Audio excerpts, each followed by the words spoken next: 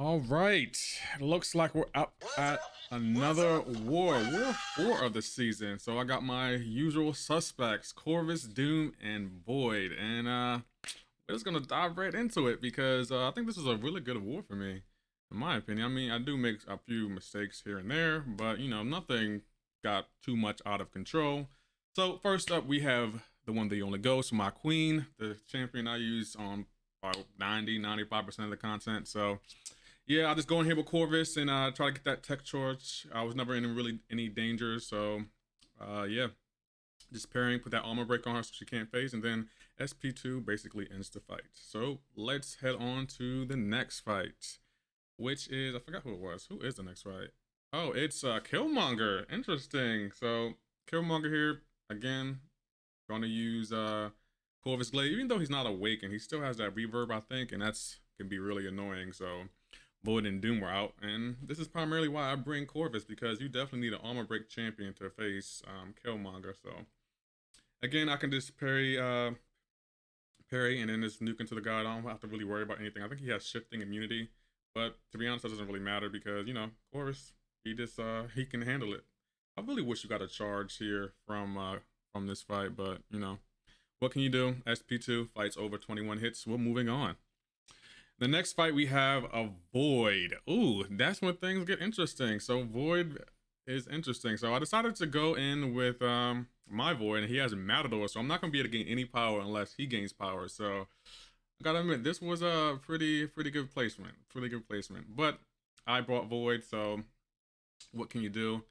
Things are still looking good. Start off with a parry. I want to get to 9 hits because on the 10th hit you purify his debuffs. So if you notice right here, I stop hitting at him. I wait to get that buff and then I just instantly take it off the 10th hit. So that's lovely. And I put a debuff on him. So I'm assuming this Void must be Sig 200. If that's the case, I don't know if I would have put him in the first section, because the Sig 200 Void rank 5 looks to be. Could be wrong. I'm not sure. It might be rank 4. But what can you do?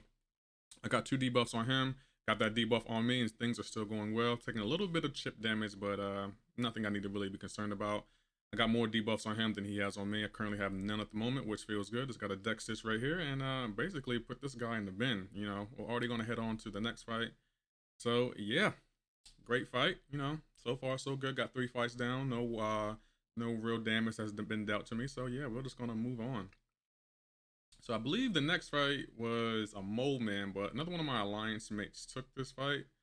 So, I'm not mad because I don't really like fighting Mole Man anyway. So I think we're gonna head up and we're gonna fight yet another Killmonger because I was gonna go to the right and take out that Havoc, but that Hyperion is gonna be an issue for anyone that didn't bring Void, especially on a safeguard node. I cannot talk.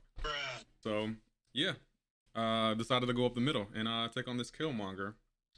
And again, he's awakened, so again, I'm just gonna parry, get that armor break on him, and just nuke into him. I got 1 charge. I do need another charge, but to be honest, spoiler alert, I don't get another charge in this war. So he doesn't have any nodes I need to be concerned about. I think he might have crumbling armor. I don't know. It doesn't really matter. There's a timer under my health bar. I don't know what it's for, but not really much of a concern to me. I don't even know what happens. I might get a degen, might get a armor break. Who knows? But at this point, this fight is already basically over. So we're moving on. And this is where things get a little bit interesting. So the next few fights, I have to use Void because that's Safeguard. Oh man, this is why I bring Void, because either I'm going to take Safeguard node or the Window Opportunity Stun node. Those are usually ones I go after because they're usually the hardest. They have like the most difficult champions. And Hyperion on a Safeguard node, he can definitely be a nightmare. But I have Void, and my strategy here, if you notice, I'm not attacking into him.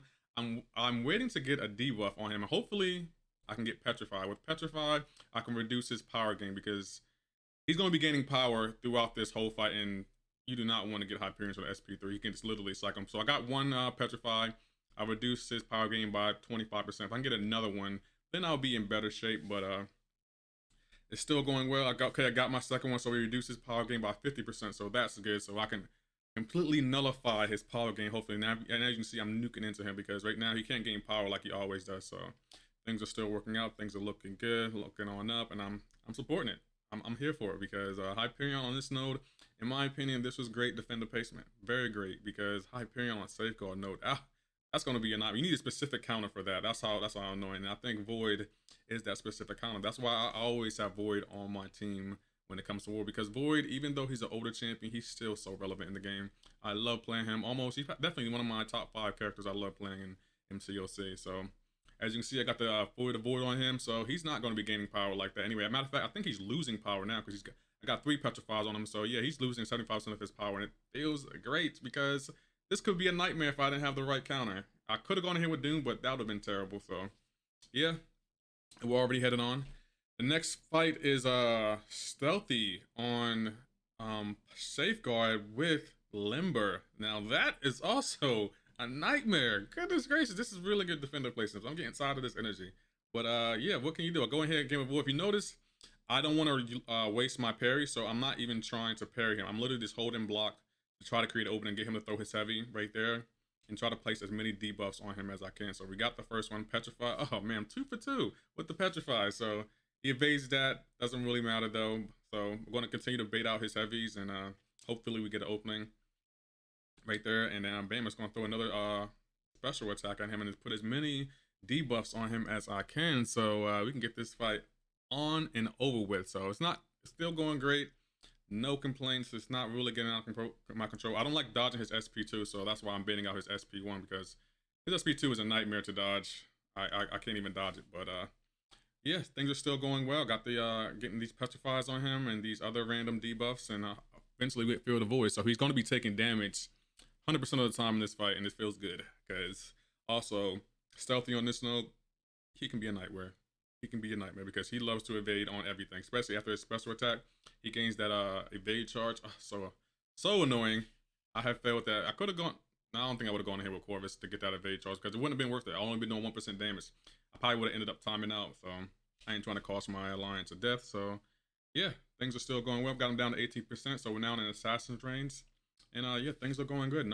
I'm not in any real danger. Feels good. And we're going to head on to the next fight. So 6 fights down. And we are doing great. So who's next? Next we got Starkey. This was terrible defender placement. I wouldn't put Starkey on this node because he's easy. That's not hard. I would put a Starkey on some kind of evade node or something, but you know, I don't control their defense. I'm just gonna deal with it. You know, he's gonna gain unstoppable.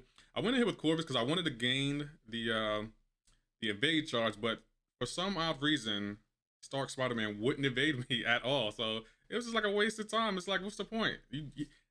Starkey evades everywhere else except for this one fight. He literally evades me everywhere else except for this fight. So apparently, I guess he knew I was making a war video. He was like, you know what? I'm not gonna evade. I'm not gonna give him that charge. And for some odd reason, the unstoppable didn't proc that time. Maybe there was something I was missing. I don't know. But got the fight down. We're heading on. So next up, we have Boss Island. And yeah, I decided to go left. We got Emma, Korg, and Cosmic Ghost Rider. Oh, this is gonna be so much fun.